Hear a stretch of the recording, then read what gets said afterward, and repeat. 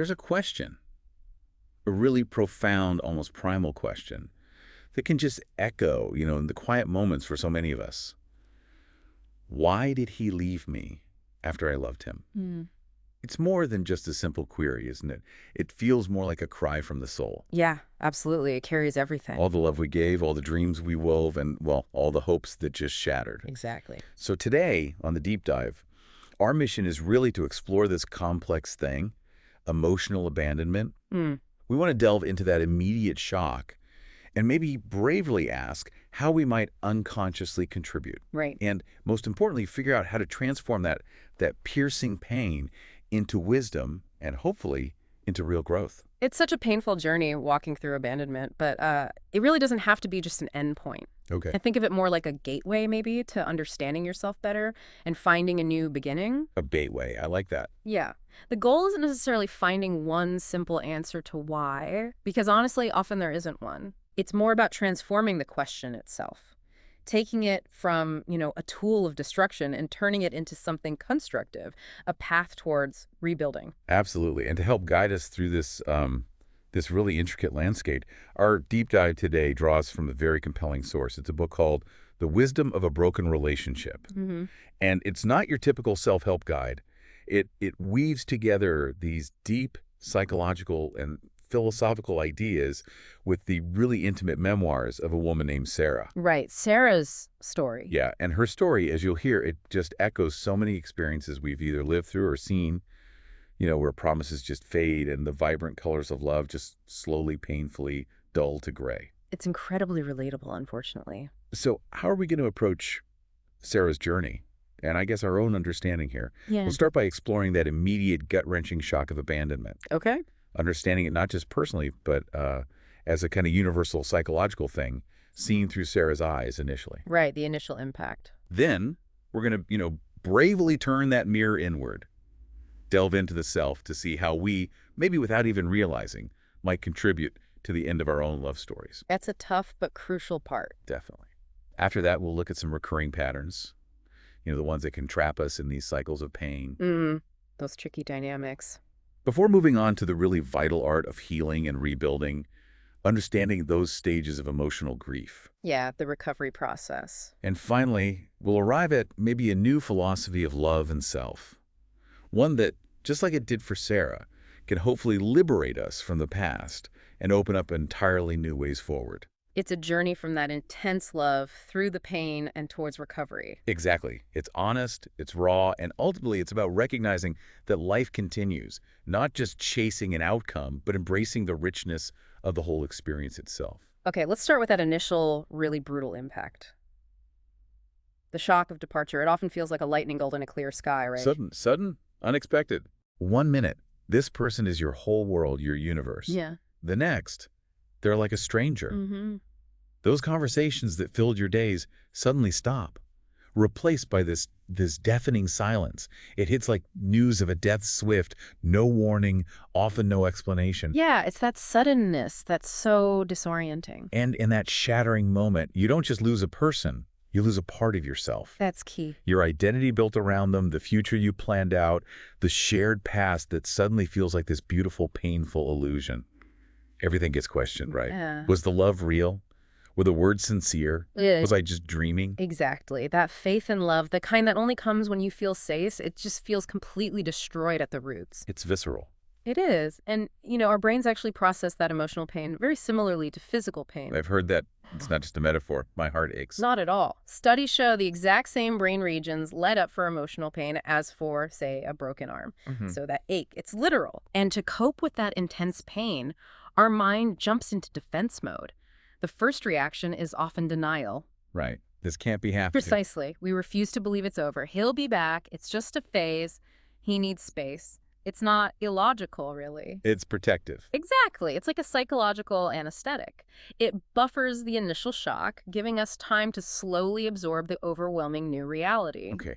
So what happens when that denial starts to crack? Well, that's often when anger floods in. It's our mind trying to grab back some control when we feel utterly powerless. Ah, so it's an energy shift. Yeah, you lash out at the ex, yourself, life, the whole idea of love. Anger, even though it can be destructive, gives this illusion of strength. It converts that passive pain into a more active, though negative, energy. Okay. And after anger, You might move into bargaining. This is that desperate phase of trying to negotiate with fate, you know? if I just do this, Exactly. If I change this, will he come back? What if I apologize? Maybe if I give him more space? You're looking for that magic fix, like it's an equation to solve. which it isn't. Right. And when those attempts fail, which they usually do, depression can set in. This is often the deepest, darkest part of the grief. Mhm. Despair, sadness, loss of interest in life. It's painful, but it's necessary because it marks the start of truly grappling with the reality of the loss. And the goal is eventually acceptance. Acceptance, yeah. Which isn't about being happy it happened, obviously. It's about making peace with the reality that life includes loss, love can end, and pain is part of being human. But remember, these stages, they're not neat or linear. Right, you can bounce around. Totally. You can cycle through, revisit them, get stuck for a bit. It's messy. That drive to make meaning out of it all, it's almost primal, isn't it? When you're abandoned, finding an explanation feels urgent. Oh, absolutely. We obsess. What did I do wrong? When did things change? Was there someone else? What was I lacking? And these questions come from this deep belief that if we just find the reason, we can fix it or stop it from happening again. Right. Exactly. But here's the tough truth, and it's a hard pill to swallow. Relationships are just too complex for one single reason. Mm. Love sometimes just dies for no specific fault, like a flower wilting. Or maybe it's due to factors totally outside your control, their fear of commitment, emotional unavailability, external stuff, or just a basic incompatibility that wasn't obvious at first. So searching for the reason can actually be destructive. It really can. You end up replaying every moment, analyzing every word, looking for hidden clues. It rarely brings answers. It just pulls you deeper into doubt and pain. Oof. The truth is, some questions don't have neat answers, and sometimes, even if you had the answer, it wouldn't change anything. Healing often starts when you accept that you might not know why, when you surrender to the mystery of human hearts. Let's bring Sarah back in here, our guide through this. Yeah. Her memoirs start with this raw cry, right? Adam feels like an officially unannounced stranger, but his vague presence fills the room like a silent shadow. Yeah, it's so palpable. She asks, how did love transform into a prison of suffocating silence? How did the commitment become the gallows? You feel her desperate search for blame. Was I at fault or you? And then she says, I know that I am the one posing the question, and I will be forced to answer it myself. And her initial view of Adam is so revealing. She saw him as her dream knight, put him on this pedestal. Right, the hero from the stories. Exactly. His mystery was heroic resistance. His silence was secret love. She filled the gaps with her own longing, projecting her own unmet needs, like the distance she felt from her father. She admits later, I was building a sanctuary in you while you were building yourself in dreams that were not mine, as if we were using each other to fill old holes. It really makes you wonder how often we do that. Yeah, projecting our own stuff. And she has this later insight that Adam was both catastrophe and gift. How so? He was the catalyst, the winds that shook the roots of my dependence on illusions, the one who inadvertently toppled the mirror, showing her distorted self-image. She realized the drama wasn't him, it was her seeing an ordinary man as a superhero. And crucially, her ability to eventually let him go without being terrified of loneliness. She learned to laugh alone without needing anyone. He sort of forced her back to herself. She takes us right to that stark morning of abandonment. A cruel parody of all our peaceful wedding mornings, she says, waking not to his usual whisper, but to the sound of the door closing. A sound that pierced her heart. Yeah, not the usual sound, not followed by his smile or promise to return. This time, you didn't look back. No last smile, no farewell word, just a hollow sound, followed by a deeper silence. Devastating. She describes getting up mechanically, drawn to the kitchen, the heart of their routine. But his cup wasn't there. The coffee scent was gone. The air felt stripped. The kitchen seemed desolate, alien, like she was a guest in her own home. And amidst all that ambiguity, she focuses on that one painful detail. His uncapped perfume bottle. Ah, the perfume. That was significant for them, wasn't it? Hugely significant, a profound symbol of our love story and our marriage. He wore it when they first met. She always told him how much she loved it on him. It was like a silent witness to their intimacy. What? Now she reaches for it, expecting nostalgia, but instead feels a violent nausea. The perfume now carried the painful scent of loss, the bitter scent of an ending. That transformation is just so visceral. That morning just drags on for her, time seizing up. She can't call, can't ask, where are you? Because her heart, the truthful one, already knew. Mm. Evening comes, she waits by the door, clinging to this false hope, but only silence arrives. Heavy silence, the silence of tombs. Mm. In the middle of the night, she finds his forgotten phone. No messages, no calls. She remembers their last ordinary conversation. He said, "Good night, my soul." She replied, "You too. Don't be late, my love." And he was eternally late. Exactly. Leaving behind the silence in that open perfume bottle, a silent and painful witness to a broken marital promise. She slept clutching it like a lonely child, finding no comfort. And then she has that cruel dream. Adam comes in, smelling of the perfume, but passes right through her like a ghost, ignores her completely. Waking from that, the truth solidifies. It wasn't just a love affair that died, but an entire marriage, a shared dream, a future. That perfume bottle, it became a small coffin for everything I believed would remain forever. It really makes you think how much we weave ourselves into these relationships, doesn't it? So Yeah. its end feels like a death. Absolutely. A death of a part of yourself. Which brings us to this bigger philosophical question. Is abandonment, maybe, natural? Part of love's cycle. Interesting angle. Like seasons changing, stars dying. Why do we expect love to be the exception, to be eternal, stable, unchanging? Maybe that contradicts life itself. Well, some philosophies, like Schopenhauer's, are quite pessimistic, suggesting love is just nature's trick for procreation. Right. But even in that, there's a kind of wisdom. Love serves larger purposes, and when those conclude, maybe the love does too. That doesn't mean it wasn't real or beautiful when it existed. Like a flower wilting doesn't negate its beauty and bloom. Exactly. The problem might be our expectations, not love itself. We crave permanence in a world defined by change. People evolve, their needs shift. What worked once might not work later. Accepting that doesn't devalue love. Maybe it makes it more precious because it is often temporary in its most intense form. Precisely. Like that Hafez quote. Do not grieve over what is gone, for it was beautiful when it was. And a huge source of pain here is falling for the image we create, right? Not the actual person. The projection. Yeah. Our mind fills the gaps, especially early on. We interpret silence as depth, distance as mystery, painting this picture based on our own hopes and fears. We see what we want to see. Exactly. But then reality emerges. The silence might just be disinterest. The distance and inability to commit. The person hasn't changed, but our perception has, and that ideal image cracks. So the question becomes, can we love the real person, flaws and all? That's the crux. Or was our love just conditional on that fantasy image? Many stumble here feeling betrayed, thinking the partner changed, when really they're just seeing them clearly for the first time. True love embraces the whole person. So for the person left behind, abandonment acts like a truthful mirror, you said. Yes. Despite the pain, it reflects parts of ourselves we might otherwise miss. Masks fall off. Like what? What does it reveal? First, our dependence. If their leaving makes life feel meaningless, maybe your identity was too tied to them. Okay. Second, deep-seated fears. Loneliness, inadequacy, not being worthy. These are often lurking, but the partner shields us. When they leave, the fears emerge starkly. Makes sense. Third, your patterns in relationships, how you handle conflict, express needs, you reevaluate these critically. Right. Fourth, and this is powerful, your resilience. You find strength you never knew you had. You learn you can survive. And finally, your sheer capacity for love. Despite the hurt, realizing you can love that deeply is profound. So abandonment isn't just an end, it's a revelation.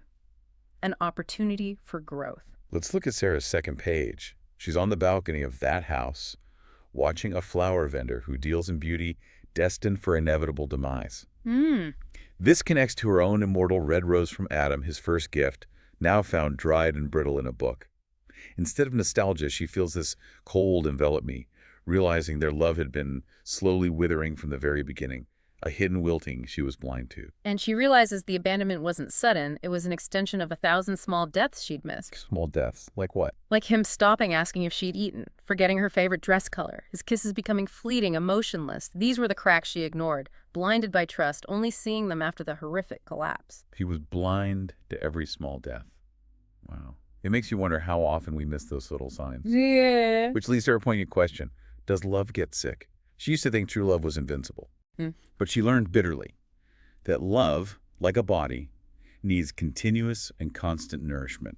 Warmth, trust, communication, care. It needs tending. Exactly. And she realized hearts differ in their capacity to give. What's enough for one might not be for another. What withers in one might stay alive in another. That's a profound insight into compatibility. Her painful acknowledgement. Love is not a promise of eternity. It is just the visit of one soul to another. Then departure, leaving a trace.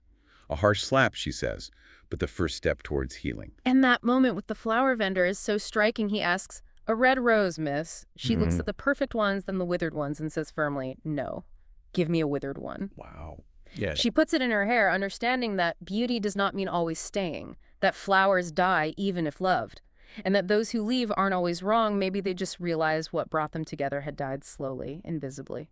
That's such a powerful shift, embracing the cycle. So how do we read those silent signals in a relationship? The source says, what goes unsaid is sometimes more significant than what is spoken. Absolutely. There's a hidden language, glances, silences, the spaces between words. Silence is often the prelude. It's not just an absence of words. No, it's a powerful presence of something else. Fear, frustration, despair, weariness. When a partner goes quiet about things they used to share, responds tersely, stops asking questions, the psychological distance is widening. Starts subtly. Yeah, with small daily details, then feelings, then dreams, until it's a total silence about the future of the relationship itself. They might not say, "I don't want this," but they stop saying, "I do want this." And we often cling to that optimistic interpretation, right? He's just tired, under pressure, he'll snap back. We do. It comes from love, sure, but also from fear of facing the truth. But that emotional silence, it's dangerous. It signals the death of hope. The death of hope. When someone stops talking, it often means they've stopped believing change is possible. They feel talking is futile.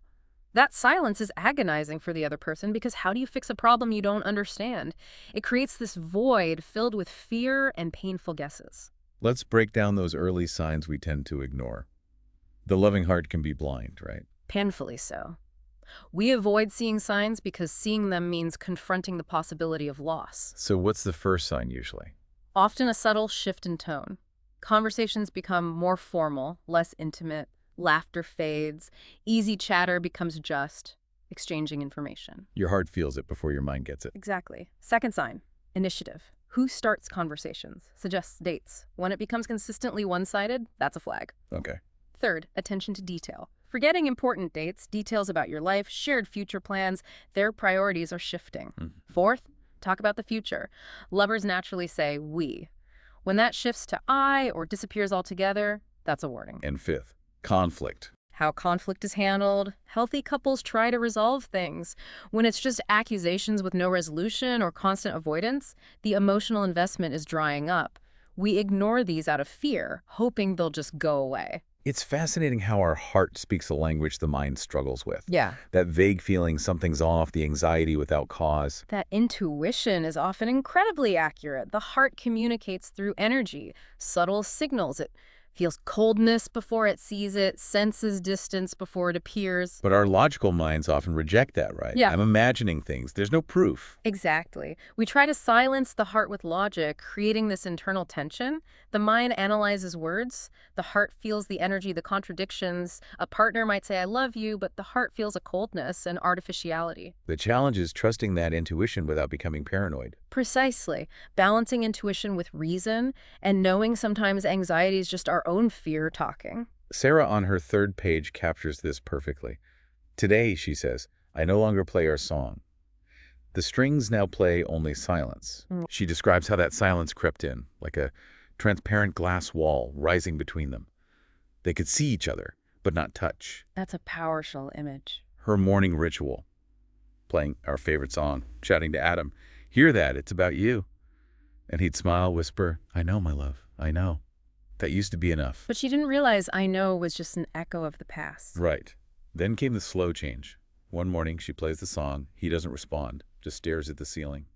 Awake, but silent. The silence filled the place like fog. Yeah, choked every sound, absorbed all warmth. Yeah. He didn't say good morning. She didn't dare ask what was wrong. Her intuition knew. Their life became painfully ordinary. Superficial laughter, mundane talk, no one asking the deep questions anymore. Are you happy?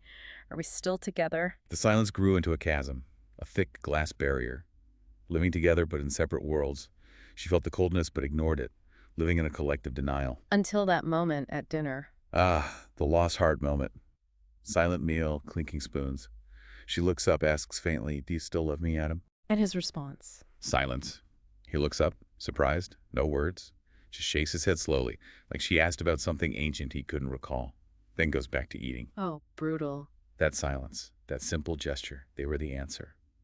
The unspoken end. The love was an empty shell. Later, she watches him sleep. His hand doesn't seek hers.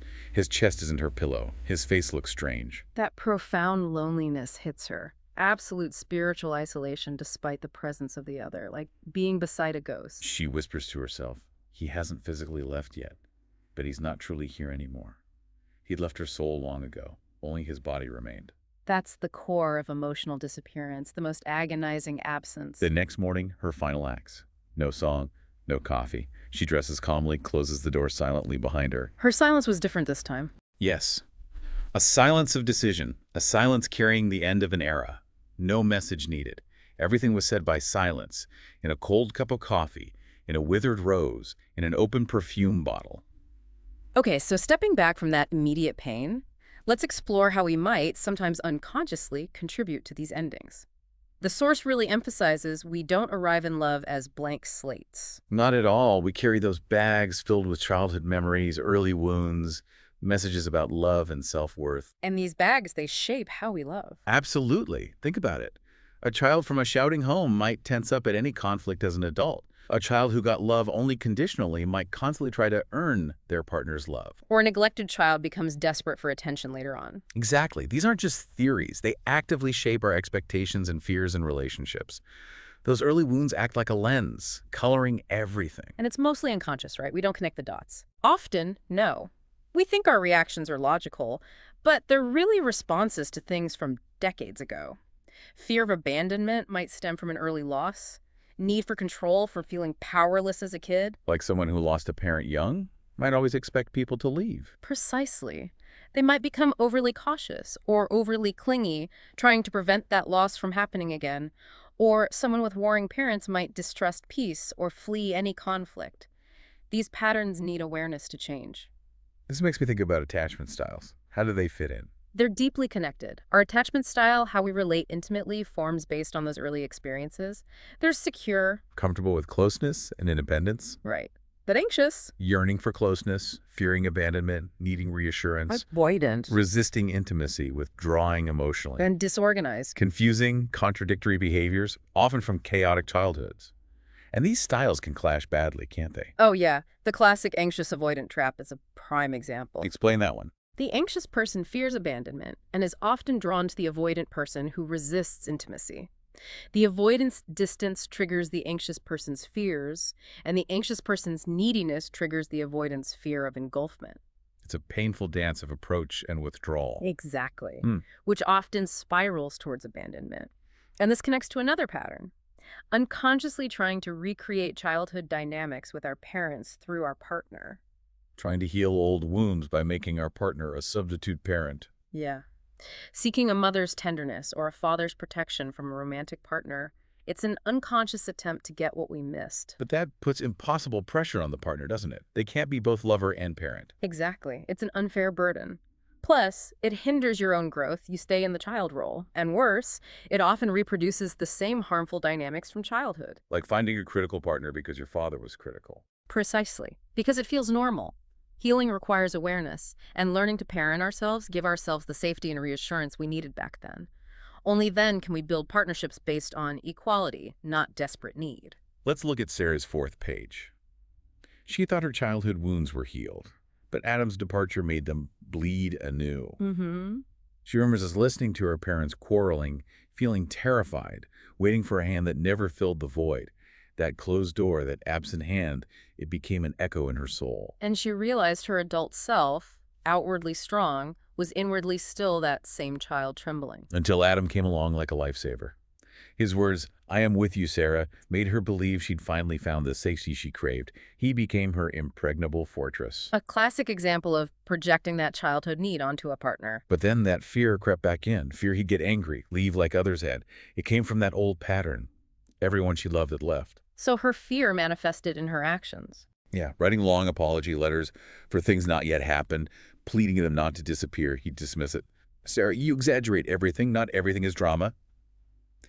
But she wasn't exaggerating to herself. She was that terrified child inside. Until that spark of anger moment, he got mad and snapped, "Not everything is drama, Sarah. I am not your father." Ouch, that must have hit hard. Like a knife entering my chest, she wrote. It revealed the child within her, collapsing. Later, she finds an old photo of herself at 5, holding a doll, her eyes asking, "Why does no one stay?" The doll echoed her question, a small funeral for everyone who had left. Her final realization in her notebook is so powerful. Yeah. I don't need a lover. I just need someone who isn't afraid of my fear. Someone who stays when everyone else leaves. It was this harsh acknowledgement of her unhealed wounds, mirrored by his departure. And she ends wondering if healing lies in understanding or accepting the mysteries, a starting point for recovery. Mm-hmm. Okay, let's shift to another way we might contribute. These illusions of perfection. Asking the impossible of love. Ah, yes, the Hollywood effect. Exactly. Movies, novels, songs. They paint this picture of perfect, effortless, always passionate love. It sets up totally unrealistic expectations. Which then destroy real relationships. We expect partners to read our minds, be flawless, always passionate. It comes from media. Maybe upbringing, too. Like parents hiding problems, making relationships seem conflict-free. Yeah, or being told you're a prince or princess sets up entitlement. The problem is, reality inevitably disappoints. Your partner has a bad day, and you feel betrayed. The routine sets in, and you doubt the love. Exactly. It puts immense pressure on both people. The partner feels they have to be perfect, which is exhausting. The person with the expectations feels constantly let down. Real love is messy, challenging, involves growth. And this leads to comparing the real partner to some fantasy ideal. Oh, that's so destructive. Comparing them to a composite character from movies or books, or even a nostalgic, idealized memory of an ex. It's completely unfair. The fantasy person has no flaws, no needs, exists only to make you happy. Right. No real person can compete with that. It makes you focus only on what your partner lacks, ignoring their good qualities. You demand they become someone else. Which breeds resentment and makes them feel like they're never enough. Exactly. Pushing them away. And then there's projection. Seeing our own flaws in them. Yeah, unconsciously. A defense mechanism. If you doubt yourself, you might accuse your partner of not loving you enough. If you fear commitment, you accuse them of it. And that creates a self-fulfilling prophecy. Often, yes. Accusing them constantly creates tension, pushes them to withdraw, which seems to confirm your fears, leading to more accusations. It's a toxic cycle. The solution starts with self-awareness, knowing your own fears and flaws. Absolutely. Asking, is this really them or my fear talking? And working on self-esteem from within, not seeking constant external validation. Let's look at Sarah's 5th page again. Yeah. She realizes, I was looking for a hero in you when all I needed was to be the heroine of my own story, alone. A harsh but liberating truth. She admits she didn't love you as much as I loved the mythical image I had painted.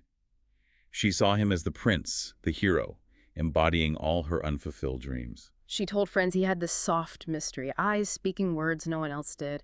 He was the father who hadn't embraced me, the man from novels, the lover who would make me complete. But the painful truth was simpler. Adam was ordinary, slept late, forgot dates, laughed loudly. But Sarah excused it all. His stumbles were deep thoughts. His distance was inner suffering she had to fix. She excused his coldness, his forgetfulness, because I wasn't seeing what you truly were, but what I wanted to see. I was living in an illusion. Until that shock moment before he left. His angry words. Not everything is drama, Sarah. I am not your father. That shattered the illusion. A powerful slap from reality. She suddenly saw him not as the hero, but as an ordinary man. She realized the roses weren't wilting. She was trying to keep a fantasy alive. Later, rereading her old letters to him, full of projections. I feel you are greater than you appear. I know you hide something deep. I will wait for you to become the night. She saw those sentences were revealing. Not of you, but of me. And her realization about blame is key. The truth was, Adam had already become. He was simpler than the depth she imagined. Not bad, just not the superhero she'd written. She hadn't loved the real Adam, but his potential, the idea, the promises in her imagination. In losing him, she also lost herself. But finally, when the mirror shattered, she abandoned the search for perfection in others. A huge step towards accountability. Okay, let's explore another pattern. The art of emotional disappearance. Gradually withdrawing. It's a defense mechanism, creating emotional distance to protect yourself from harm. It's subtle, not sudden. Less sharing, terse responses. And it stems from fear, but ironically creates the problem it tries to avoid. Exactly. Withdrawing sends messages of disinterest, pushes the partner away. It often comes from past hurts, rejection, ridicule, and vulnerable. It teaches that openness is dangerous, so protection through withdrawal. Which links to the fear of intimacy. Absolutely. True intimacy requires courage to show your real self, flaws and all. It's emotional closeness, not just physical. And that fear makes us build invisible barriers. Yeah. Sharing surface stuff, but keeping the deep, vulnerable parts hidden, it feels safer, but leads to superficial relationships that don't meet deep needs, like standing behind thick glass, you see, but can't touch. The source says perfectly safe love isn't really love. Right, it's more like a comfortable arrangement between people too afraid to truly live and love. And the most painful form is being physically present, but spiritually absent. Oh, that's agonizing. Sitting next to you, mind elsewhere. Speaking, but saying nothing. Smiling, but with empty eyes. Harder than actual absence. Often, yes. With absence, you can miss them, hope for return. With spiritual absence, you're loving a ghost, trying to connect with someone unreachable. It creates this loneliness deeper than actual loneliness because of the contradictory messages. Honesty, even painful honesty, is better. Sarah's sixth page. His body was here, but his soul had left long ago. The first step of farewell, and the most painful. Initially, she made excuses for his changes, work, stress, clinging to illusion, creating this dictionary of flimsy excuses to cover the enormous void, refusing to see you were no longer truly here. His presence became like a cold statue, sitting beside her, soul elsewhere. Blank stare, dry laughter, terse replies, mechanical touches. Those cold touches harshly reminded me that your soul was not there, you were merely a shadow. In despair, she tried to break through, rested her head on his chest, whispered, "I feel you are distant, Adam. Is something bothering you?" His reply. A heavy silence. Then, emotionlessly, "There's nothing, Sarah. Everything is fine." Then he changed the subject. That nothing, she realized, was the true end of all hope. A death announcement. And after that, she shifted. She stopped trying, stopped asking, stopped expressing pain, just said okay to everything, him sleeping elsewhere, forgetting her birthday. Not pretense, but understanding. Understanding what? That real disappearance begins when we stop telling those we love that we are hurting. He was slowly disappearing from her spiritual life. She felt only a shadow. Then the quiet, cold, last farewell. No drama, no crying. Just her leaving. He was on the couch, on his phone, didn't look up, didn't notice. No, wait. And for the first time, she didn't cry. My tears had dried before you actually left. Okay, after understanding the echoes and the self-reflections, let's look at some of these masks of love recurring patterns in failed relationships, starting with the rescuer and the victim. Ah, yes. The strange pull towards broken souls. It feels almost profound, this attraction to wounded hearts. Why does it happen? It often comes from an unconscious place, seeking meaning, a heroic role, self-worth. Saving someone feels purposeful, makes you feel needed. It can start in childhood, the responsible child trying to fix the family. That becomes an identity. So as adults, they're drawn to partners who seem to need fixing addicts, depressed, tormented people. Exactly. It feels familiar. And it serves a defensive purpose, too. If your partner is consumed by their problems, they won't focus on your flaws. If they need you, they won't leave you. There's a kind of safety in being the strong one. But it creates an imbalance, right? Love becomes a rescue mission, the partner a project. Precisely. It's not love between equals. Your worth gets tied to how much they need you. And that's dangerous because it makes you responsible for their healing, a burden no one can truly carry. And the source says, emotional heroism requires a victim. You can't be a hero without someone to save. Right. This creates an unconscious investment in the partner staying in need. If they fully heal, what's your role? So paradoxically, the rescuer might hinder the partner's growth, offering help that increases dependence. And the partner might settle into that role. Easier than taking responsibility. Often, yes. It's easier to be a project than to do the hard work of change. So both parties get something distorted. The rescuer feels important, the victim gets care without responsibility, but it's not genuine love. And this dynamic isn't stable. The roles can reverse. They often do, subtly and painfully. The rescuer gets depleted, exhausted, giving more than receiving. The victim gains strength from the support, but might use it to control the now dependent rescuer. The rescuer feels betrayed. I gave everything and this is the thanks I get. Exactly. The former victim might weaponize their past weakness using guilt. After all I've been through, the rescuer feels trapped. It becomes this toxic, unending dance. Breaking free takes huge awareness and courage. Sarah's 7th page. Hmm. I thought I could save him, but I was drowning with him, drowning in an ocean of my own illusions. Mm-hmm. Initially, she wasn't seeking love, but a place to give her abundant tenderness and energy. She loved being a haven, linking her worth to rescuing. And Adam seemed like chaos walking on 2 feet, full of scratches and deep wounds. She saw him as a reflection of her own old wounds, felt this overwhelming, irresistible desire to save you, believing, by healing you, I would also heal myself. That projection again. Clearly. Her illusions ran deep. Every time he messed up, she thought she could fix him, like restoring an artifact, sending him long letters, analyzing his moods, linking everything to his childhood, telling him, I know that within you is a great fire that wants to be saved, and I am here to do it. And his reaction. An indifferent smile. Her words were just noise passing through you without leaving a trace. And the reality was cruel. The more she tried to save him, the more he distanced himself, opening new wounds. He didn't want healing, just containment and energy without changing. She became tired, exhausted, drowning while trying to save someone who didn't want to be saved. Until that question of the end. Late one night, him crying on her shoulder about his past, she asks faintly, and when will you love me, Adam? When will you love Sarah here? Me here, this woman who loves you. And he had no answer. She realized she wasn't part of his rescue plan, just the tool. Her final departure, tearless, showed her realization. Months later, he messages, I'm fine now, Sarah. I have improved a lot. Followed by the brutal, thank you for hurting me so I could heal. Wow.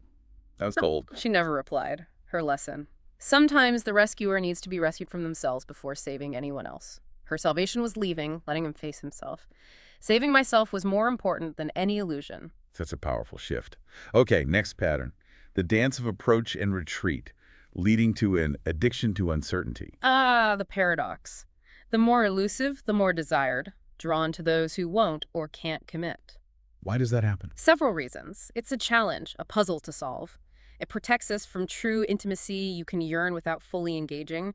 And that intermittent reinforcement, hot-cold push-pull, creates a psychological addiction. Like gambling, that unpredictable reward. Exactly. Dopamine surges during the uncertainty, the chase. It often stems from low self-esteem, I don't deserve stable love, or familiarity with conditional childhood love. Stable love feels boring. So the uncertainty itself becomes addictive. The constant anxiety, analyzing signals. Yes. It becomes familiar, almost desired. Biologically, it's that roller coaster of stress hormones, cortisol, and then relief happiness hormones, dopamine. It's intense. Making stable relationships seem dull by comparison. Right. Someone addicted to uncertainty might even create problems in a healthy relationship just to feel that familiar anxiety. It makes building stable love impossible. Attempts to reassure are seen as fake. Often, yeah. Or the stable partner is just not the right challenge. Breaking the cycle requires acknowledging the pattern. Reviewing past relationships. Was there a theme of unavailability? Then understanding the roots, fear of intimacy, need to prove worth. And working on self-esteem is crucial. Believing you deserve honest, complete love stops you settling for crumbs. Learning to spot warning signs mystery, avoiding future talk, hesitation, and crucially, learning to appreciate emotional security, even if it feels less thrilling initially. Trading excitement for peace. Essentially, yes. Are you willing to make that trade? Sarah's 8th page. I am not a racetrack for your heart. I finally stopped running. Initially, she hoped for stability with Adam. Then his strange pattern began. The fleeting spring storm. Appearing with warm words, then disappearing silently. His excuse. I need time for myself, Sarah, some space. She thought she was respecting his wish, but felt she was wasting a part of my soul in this painful waiting. The dance of exhaustion. Making excuses, convincing herself it was his nature. But he returned more incomplete each time. Less warmth, less passion. Yet she welcomed him back, ignoring her inner voice. Tried to approach him, he'd withdraw. I miss you, met with I am busy now. Longing messages met with silence. Their deadly dance. You distanced yourself and I ran towards you. Until her soul started withdrawing. She stopped running. Then, like magic, he'd return. I missed you, Sarah. His favorite game, she realized, making her pursue, but fatigue accumulates. Her heart wasn't an unending racetrack. She saw it wasn't love, but depletion. Her final message. Don't run, Adam. Just honestly say you don't want me. Let's end this chase. No reply. Her moment of liberation. Seeing him online. No reply. But this silence was different. A silence of decision. No anger, no tears, Ah. just liberated. Like a bird freed, she stopped chasing the mirage. Understanding. Someone who truly loves you doesn't make you chase them until your feet break. They walk towards you. She became free. A powerful release. Okay, final pattern. Love is a battle when the relationship becomes a battlefield. Painful reality. Love and war intertwined. A continuous fight for triumph where love itself is a weapon. It starts small, disagreements hiding deeper power struggles. Exactly. No room for weakness, apologies are surrender, dialogue becomes debate, memory becomes ammunition, every past mistake is stored, ready to be used. Remember when you did this, you It's always... a cycle of attack and defense. Yes, revenge and counter-revenge. You forget why you love them. Qualities become annoyances. Differences become conflicts. The source of happiness becomes the source of pain. And at the heart is this game of control, trying to be strongest, control events, emotions. Often, yes. But control comes from fear, not strength. Fear of loss, vulnerability. It's an illusion in love. Trying to control someone creates resistance, more conflict. It corrupts love, turns the partner into an adversary. Fundamentally, you stop loving them as they are, trying to mold them. That's not love, it's emotional enslavement. The controlled partner resists, withdraws. Leading to that tragedy, creating the enemy in the person you love. It happens gradually. Unmet expectations, negative interpretations, they don't care. They're hostile. We start seeing them as deliberately hurtful. So we become defensive, critical, ready to attack. Exactly. And they sense it, respond defensively, confirming our fears. The original love suffocates under layers of wounds and resentment. You become experts at hurting each other. Breaking the cycle requires immense courage, admitting mistakes, forgiving. Immense courage from both, seeing the partner as human again, not the enemy. But sometimes the wounds are too deep. Separation might be the healthiest, most compassionate choice. Ending it with dignity is better than continuing the war. Sarah's ninth page. Our love turned into a battlefield. I stopped carrying my weapon and surrendered to peace. The warm fire began to burn. Their relationship became a military notebook, recording victories, losses, using words as evidence, every situation an accusation. Trivial arguments become trials. A fierce competition. Neither listened, always preparing rebuttals. A race to prove who was smarter, stronger, less affected, fighting for control. Her questions, surely there's something more important than me, met with cold cuts. Go ahead, write me a list. No safe space for emotions. Feelings dismissed as drama or blackmail. Living on a battlefield. Until the final surrender. After a ridiculous pizza fight, she says wearily, "You don't know how to love." His final shot. And you don't know how to shut up. And she fell silent. A final surrender, but a defeat in which I triumphed over my old self. She realized the battle was over, lost everything but gained herself. The next morning, she leaves a note. "Love is not a battle, Adam. You turned me into a soldier. I didn't enter this war by choice, and I will not remain in it." Her quiet closing of the door, the sound of a declaration of the end of a war. Her battles were really with herself, her illusions. She didn't need victory, just a truce to start a new life. Powerful shift from conflict to peace. Okay, after exploring the departure, the self, the patterns, let's turn to the art of reconstruction, recovering from these wounds. Yes, the healing journey. The source reiterates, when love ends, emotional grief begins. It's like grieving a death. Absolutely. The death of dreams, a future, part of your identity. And those 5 stages, denial, anger, bargaining, depression, acceptance, they apply here too, right? Though not always linear. Exactly. You can cycle through them. Denial is that first buffer, the this isn't happening, your mind refusing the shock. It's a mercy, really. Then anger. A healthier step, acknowledging the loss, trying to feel powerful when helpless, converting pain to energy. Bargaining. The frantic last attempt to control fate, find the magic fix. And when that fails, depression. Often the dark heart of grief, despair, sadness. But necessary. Part of you dies so you can be reborn. Leading finally to acceptance. Which isn't surrender, but peace with reality. Understanding loss is part of life. Love can end. Pain happens. You stop fighting the reality of it. So how do you navigate this pain without drowning? You can't just take a pill for it.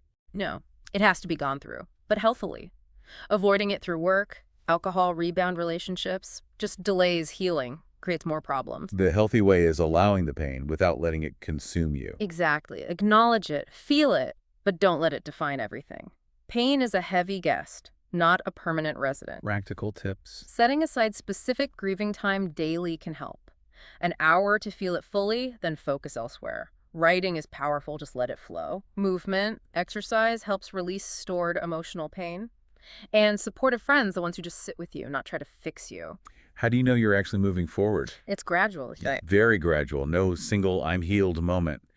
Subtle signs emerge. Pain doesn't dominate every second. You have moments, then hours of relief. Interest returns in other parts of life: food, sleep, laughter, future plans without them. Thinking about the ex without destructive emotions. Yes, pain might be there, but it doesn't control you. Remembering good times without desperate longing, bad times without destructive anger, being open to new people eventually, and maybe even feeling grateful for the experience, for the lessons learned. That's a huge sign of deep healing. Seeing the growth, the wisdom gained from the pain. But remember, it's not linear. Bad days happen. Let's look at Sarah's 10th page. She describes her grief journey vividly. The objects left behind, toothbrush, cup, chair, felt like small daggers. Constant reminders. Day 1, denial. Entering the room like a visitor, fixing his pillow, whispering, "He'll come back." But the cold pillow told her, no one returns from emotional death. Day 3, illusion. His scent fading. Cooking less, but still setting 2 spoons unconsciously. Habit stronger than pain. Day 5, anger, self-reproach. Unbearable pain. Typing an unsaid apology, blaming herself, then exploding, breaking his cup, calling herself foolish, crying because realizing he loved his idea of her was a double pain. That shifting blame, classic grief. Day 10, bargaining, placing his photo behind the mirror, buying his perfume, rereading messages, imagining his return, perhaps he regrets, clinging to any glimmer of hope. Until the moment of acceptance. Suddenly, everything fell silent. My soul settled. No more waiting, anger, writing. A sudden peace. Smiling at his empty chair, speaking to the memory. I haven't forgotten you, but I stopped relying on you. Stopped deriving my worth from you. And her final notebook entry is so powerful. Healing is not forgetting. Healing is when you remember everything and you breathe normally, without pain, without tears, and with greater strength. Sleeping alone, without fear, having found safety within herself. The profound transformation from dependence to self-sufficiency. Which leads to reclaiming the self. After a long relationship, that question, who am I without this person, is so confusing. Because of that psychological fusion, your identity gets wrapped up in the relationship. You lose yourself. Rediscovering starts small, asking simple questions. What's my favorite color? What music do I like? Exactly. Revisit old loves, books, hobbies, friends you drifted from. Some won't fit anymore. Others will reconnect you to your true self. Building an identity independent of them, not erasing the past, but becoming whole on your own. Right. First, acknowledge how you lost yourself. What did you give up? Suppress. Then, develop a healthy relationship with solitude. It's not punishment, it's a gift for self-discovery. Instead of jumping into the next relationship. Precisely. Cultivate multiple sources of joy, friends, hobbies. Make decisions based on what you want. Develop your own values and boundaries. And that emptiness left behind. It's a golden opportunity for creativity and growth. Yes, an empty space you can fill with your choices. Creativity often thrives in that quiet space. Energy freed up for new things, uncovering hidden talents. It's also space for deep reflection. Who am I? What do I want? Exactly, and space to build a relationship with yourself. Become your own best friend. Like the cut tree analogy, the empty space allows new life to grow. Beautifully put. Don't rush to fill it. Remember, great art often comes from pain. Not because pain is required, but because it breaks down barriers, opens the heart. That void isn't an end, it's a beginning. So how do we actively transform pain into wisdom? Pain is life's greatest teacher, but a harsh one. You have to decipher its lessons, dig for the gems. Abandonment carries invaluable lessons. Like what? First, the beautiful fragility of human life. Not a defect, but what allows deep appreciation, deep love. Second, love alone is not enough. That's liberating, actually. Failure doesn't mean the love wasn't sincere. It needs compatibility, maturity, timing. Third, everyone has their own journey. Paths intersect, then diverge. Not a mistake, don't force it. Fourth, the limits of control. We only control our reactions, our growth. And fifth, inner resilience, discovering strength we never knew we had. Which brings us back to gratitude for pain. Sounds crazy. A little, yeah. How can you be grateful for agony? Gratitude here isn't happiness. It's acknowledging how the experience changed and deepened you. Pain shapes us in ways happiness can't. It forces depth. People who haven't suffered deeply can be more superficial, less empathetic. Often, yes. Pain opens the heart. Loss teaches the value of what remains. We appreciate others more, stop taking things for granted. We learn pain is temporary, even the worst pain. That offers hope. And the source uses that Japanese art, kintsugi, repairing pottery with gold. Yes. Highlighting the cracks, making them beautiful. Breakage is part of history. Healing creates new beauty. So our healed heart wounds become part of our beauty. Exactly. A window through which light enters, leading to more compassion, authenticity, gratitude for simple things. Healed wounds make us appreciate light more deeply. Pain becomes strength. Weakness becomes beauty and becomes beginning. Okay, so we arrive at this philosophy of new love, shifting the central question from why didn't he love me to how do I love myself? That shift is crucial. Why didn't he love me? Assumes your worth is external, dependent on others' approval. It makes you a victim. While how do I love myself is a revolution. Yeah. It shifts power inward towards independence. Exactly. You follow your internal compass to your happiness, not external validation. You become actively responsible for your own well-being. It's about authenticity over acceptance. Precisely. And healthy self-love isn't narcissism. Narcissism needs external admiration, lacks empathy. Hmm. Healthy self-love is realistic self-acceptance, flaws and all, embracing imperfections. It's not hiding them. No, it's acknowledging your full humanity. And that enables deeper love for others. You can't give what you don't have. It also means setting boundaries, saying no, taking care of yourself. That's self-responsibility, not selfishness. And forgiving yourself. Viewing the self as the first and last refuge, creating inner security. Yes. So you can stand firm when things get shaky. You still need others, but from abundance, not lack. From a desire to share, not desperation to obtain love. That makes a huge difference. Monumental. You can calm yourself, comfort yourself, make decisions from clarity, not fear, enter relationships by choice, not need, handle rejection better, enjoy solitude as a gift. The goal is becoming someone you love spending time with. Exactly. Then love from others is a beautiful addition, not a salvation. Let's redefine love itself, challenging phrases like, you are my other half. Yeah, those imply love based on lack. Mature love comes from abundance, free choice. It liberates, unleashes potential, allows for growth. Emotional independence means, I am whole on my own, and I choose to share my life with you because you add beauty to it. Perfectly put. Seeing the other as independent. Loving from strength, not weakness. Choosing to stay because you want to, not because you're afraid to leave. How do we love deeply without losing ourselves? That disappearance into the relationship. It's a balance. Openness versus boundaries. Closeness versus space. Influence versus independence. And art. Starts with knowing who you are before the relationship, your values, interests, dreams. Yes, a strong foundation. Then maintain independent relationships and activities, friends, hobbies, your own space. Love shouldn't be your only source of connection. And honest communication about needs and boundaries. Crucial. Need time alone, say so. Important hobbies, pursue them. Different opinion, express it. A loving partner respects your identity. The source uses that analogy. Love as an addition to life, not its center. Like perfume, not oxygen. Right.